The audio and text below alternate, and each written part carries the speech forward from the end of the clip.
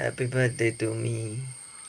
Hello guys, yes இன்னைக்கு என்னோட பிறந்த நாள். நேத்து வரை என் மண்டையில இல்லாத பிம்பிள் இன்னைக்கு திருஷ்டி பொட்டு மாதிரி வந்து நிக்குது. என் புது ட்ரெஸ் எப்படி இருக்கு? அழகா இருக்கனா?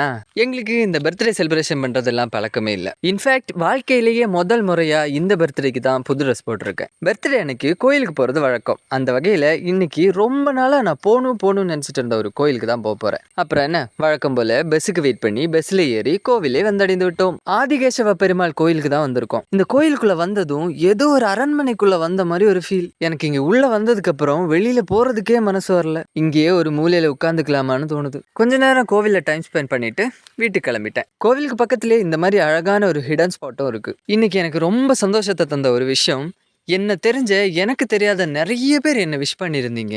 அந்த விஷஸ் எல்லாம் பாக்குறப்ப இந்த உலகத்திலேயே லக்கியஸ்ட் பர்சன் நான் தான்ற மாதிரி ஃபீல் ஆச்சு. இந்த வீடியோ பார்த்ததுக்கு அப்புறம் விஷ் பண்ணுவீங்க. உங்க எல்லாருக்கும் ரொம்ப தேங்க்ஸ். அப்புறம் பஸ் ஸ்டாப்புக்கு வந்து ஒரு கடையில போய் சர்பத்தை குடிச்சிட்டு எனக்கு பிடிச்ச பச்சை கலர் பிங்கோ சாப்பிட்டுட்டு மழை நனைஞ்சிட்டே வீட்டுக்கு ஓடிட்டேன். கடவுள் மழையா வந்து ஆசீர்வாதம் பண்றாரோ இல்ல காரி துப்புறாரோ.